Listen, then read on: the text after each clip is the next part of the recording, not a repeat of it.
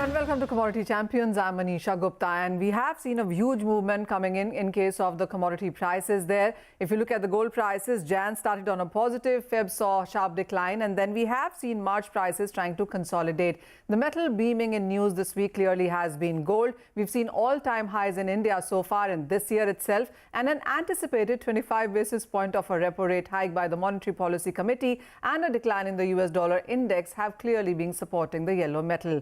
This week, it particularly is crucial for gold as the RBI has launched the last tranche of sovereign gold bond scheme for FY23. The series is open from subscription from 6th to 10th of March. The issue price fixed at 5,611 rupees per gram of gold.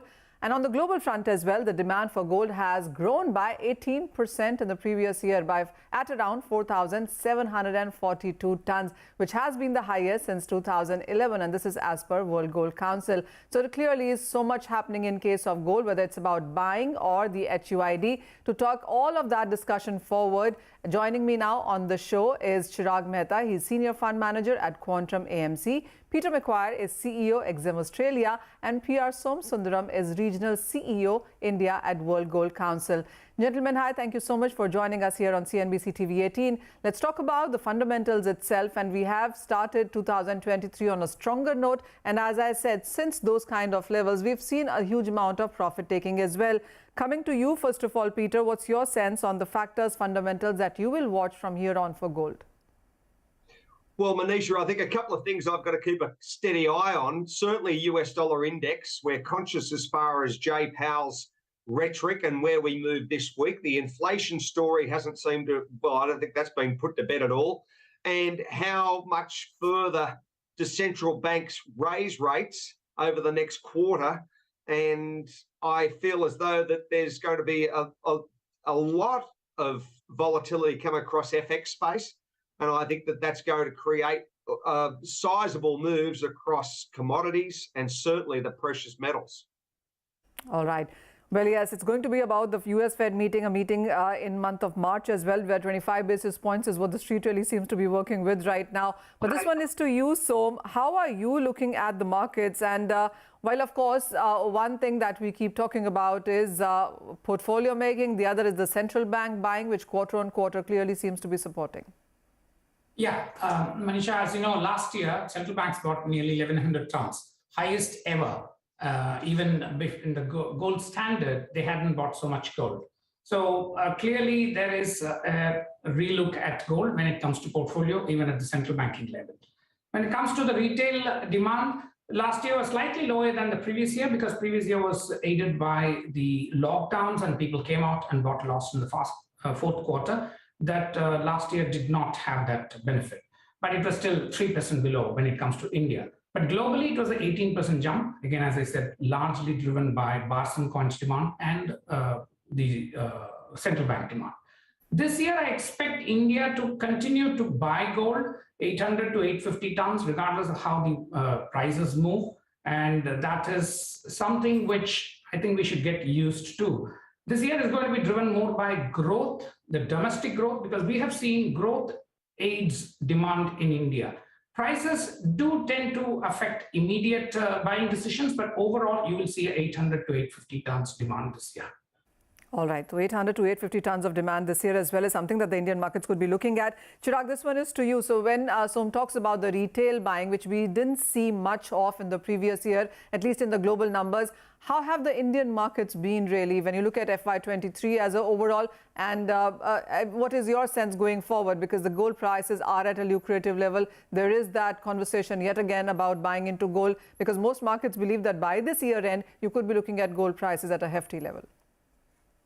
Sure. Looking at from a portfolio perspective, Manisha, gold had some headwinds in equity markets globally were, at least the Indian markets were doing really well.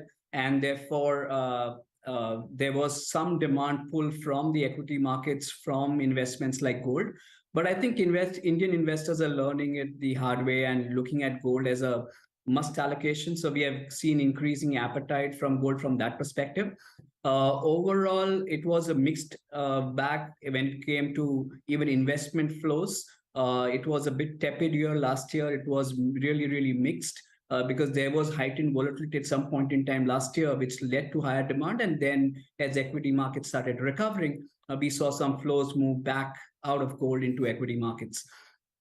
So overall, fundamentally, we think that, as prices are stabilizing at these kind of levels and the outlook looking a bit positive, given that, much of the rate hikes are behind us, there could be some 1 or 2 more rate hikes from the US, and it could compel RBI to increase 1 more rate hike.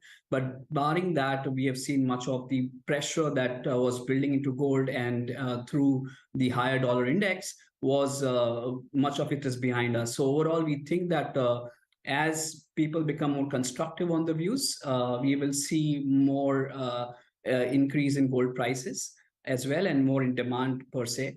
Also to the fact that overall gold demand will also increase because there will be volatility in risk assets, because if you look at the interest rates across the globe are at much higher levels than what we saw in last 2-3 years, which leads to that impact on risk assets per se in a major way. And that volatility would also bring gold buyers into gold. So overall, we're seeing a good positive year from a demand perspective. Also, remember that this is a pre-election year.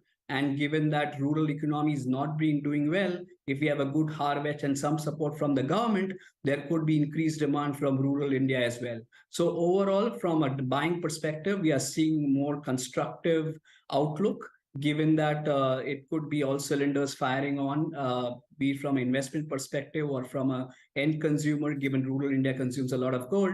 We should see that demand come back in a major way. And what Som says as a number could be easily achievable from that perspective. So overall, a very good constructive demand outlook.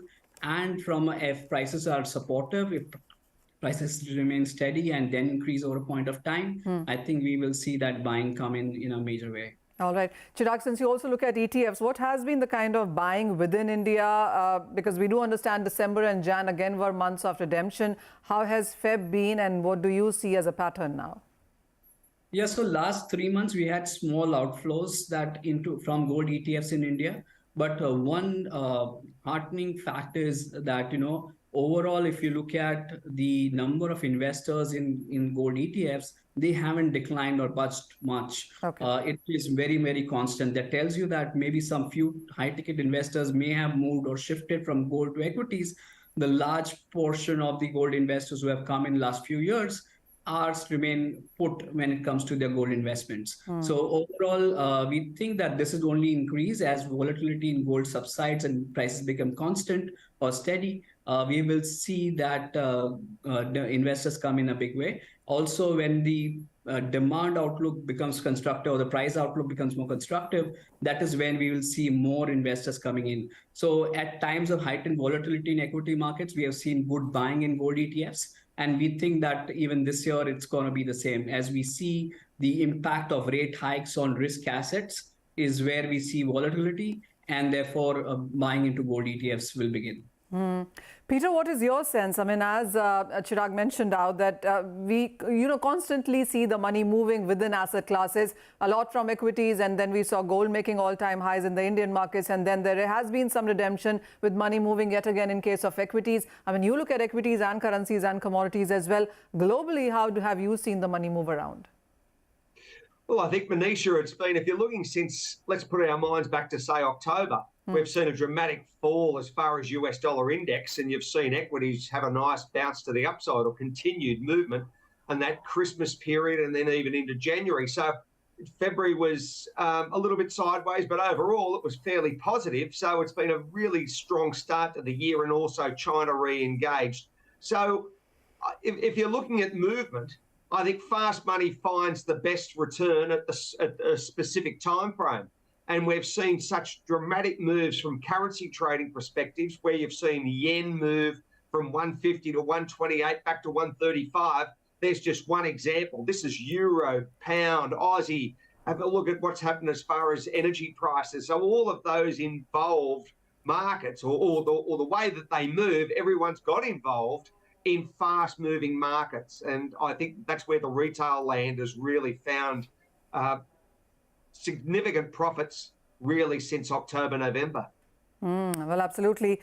Fast money moves where you see profits, and clearly gold has been quite volatile, and we've seen fast moving money moving quite fast as well. But Som, this one is to you, and there's just so much happening in the Indian markets as well. We have the sovereign gold bond being launched, another tranche yet again for this week, where you also are looking at the festival week. And yes, people do go out and buy gifts, and gold perhaps could be one of the reasons there. The other thing about is the HUID, where a 6-digit number is now compulsory, mandatory rather, from 1st of April. How do you look at both of these coming in the month of March and April? So how do you see the market moving with both of these? Well, first of all, sovereign gold bond, I think we have had some success from the government's point of view. Over 100 tons, I don't have the exact figures, have been issued. So it is an extremely interesting security. It gives you interest on your investment and upside on gold. I don't think there is any such security anywhere in the world that does that. So, but the question always remains, has it really stopped physical buying, or is it attracting new forms of investors? Now that's for the economists to study. But it is actually a very, very good security, and I'm sure it will be fully subscribed, and there's no issues at all about that. Coming back to HUID, I think HUID, as you know, Manisha, has been there for the last 2 years, I think. It was just that it was not at the jeweler level. Jewelers were also allowed to sell old hallmarked jewelry, which did not have HUID. All that the change now has happened is that they can't sell the old inventories, because 2 years' time is the government feels is sufficient to have sold your old stocks. So all that you will see from April 1st is that the existing HUID system applies to all of gold sold through the jewelry outlets. There is going to be no parallel stream of saying I have old inventories which I have to sell without HUID. This is going to be definitely a very interesting thing to see, because sections of the trade were not very happy with HUID. So we have to see how this actually rolls out in reality. But from the consumer point of view, I would think this is an extremely positive step, because now you have a 6-digit number. You can go into the website and really check the entire history of that piece of jewelry. I think it's not there anywhere else in the world. This is again somewhere where India is leading with technology, and I think that trade should support it. It's not just for India. I think we should actually roll it out to other countries as well. There's one form of leadership in gold that India can show.